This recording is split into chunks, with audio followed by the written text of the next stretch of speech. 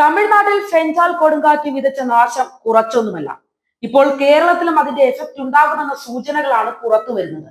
അതിശക്തമായ മഴയ്ക്കും കാറ്റിനും സാധ്യതയുണ്ടായി എന്ന കാലാവസ്ഥാ പ്രവചനവും വന്നിട്ടുണ്ട്. പുതുച്ചേരിയിൽ തീരം തൊട്ട ഫെഞ്ചാൽ ചുഴലിക്കാറ്റിന്റെ പ്രഭാവമാണ് കേരളത്തിൽ തുലാവർഷത്തെ ഡബിൾ എഞ്ചിനാക്കുന്നത്. നിലവിലെ അറിയിപ്പ് പ്രകാരം ഡിസംബർ ആദ്യവാരം കേരളത്തിൽ ശക്തമായ മഴയ്ക്കുള്ള സാധ്യതയാണുള്ളത്.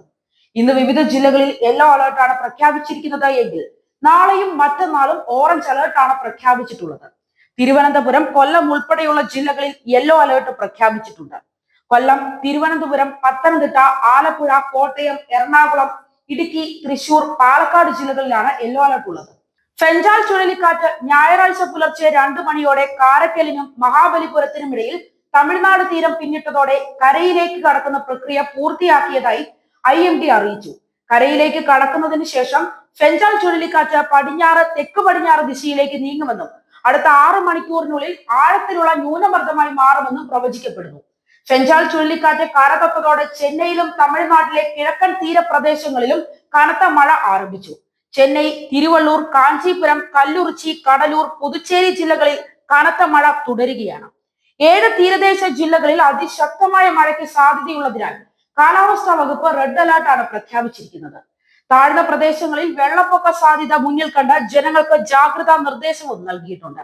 അടുത്ത 48 മണിക്കൂർ സംസ്ഥാനത്ത് കനത്ത മഴയ്ക്ക് സാധ്യതയുള്ളതിനാൽ തമിഴ്നാട് മുഖ്യമന്ത്രി MK സ്റ്റാലിൻ ഒരുക്കങ്ങൾ അവലോകനം ചെയ്തു.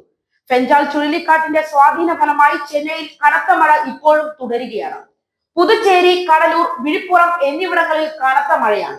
ചെന്നൈയിൽ മഴക്കെടുതിയിൽ 4 പേർ മരിച്ചതായാണ് വിവരം. കനത്ത മഴ തുടരുന്ന സാഹചര്യത്തിൽ ചെന്നൈയിലേക്കും തിരിച്ചുമുള്ള ഒന്നിലധികം വിമാന സർവീസുകളെ ബാധിച്ചു.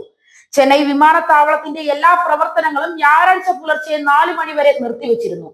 അതേസമയം തമിഴ്നാട്, ആന്ധ്രാപ്രദേശ്, പുതുച്ചേരി എന്നിവിടങ്ങളുടെ വിവിധ ഭാഗങ്ങളിൽ കനത്ത മഴയെ തുടർന്ന് കാലാവസ്ഥാ വകുപ്പ് മുന്നറിയിപ്പ് പുറപ്പെടുവിച്ചു. റെഡ് അലർട്ടാണ് പ്രഖ്യാപിച്ചിരിക്കുന്നത്. ഉയർന്ന വേലിയേറ്റവും കനത്ത മഴയും ഉൾപ്പെടെയുള്ള കാലാവസ്ഥാ വ്യതിയാനങ്ങൾ ഈ പ്രദേശത്ത് അനുഭവപ്പെടുമെന്നാണ് വിലയിരുത്തുന്നത്. കനത്ത മഴയിൽ പല റോഡുകളും വെള്ളത്തിൽ മുങ്ങിക്കിടക്കുകയാണ്. റാണിപ്പേട്ട്, തിരുവണ്ണാമലൈ, വെല്ലൂർ, പെരുമ്പല്ലൂർ, അരിയല്ലൂർ, തഞ്ചാവൂർ, തിരുവാരൂർ, നാഗപട്ടണം എന്നിവിടങ്ങളിൽ ഒറ്റപ്പെട്ട ശക്തമായ മഴയ്ക്കുള്ള മുന്നറിയിപ്പുണ്ട്. മണ്ണിടിച്ചിലിനുള്ള സാധ്യതയും കാലാവസ്ഥാ നിരീക്ഷണ കേന്ദ്രം മുന്നറിയിപ്പ് നൽകി.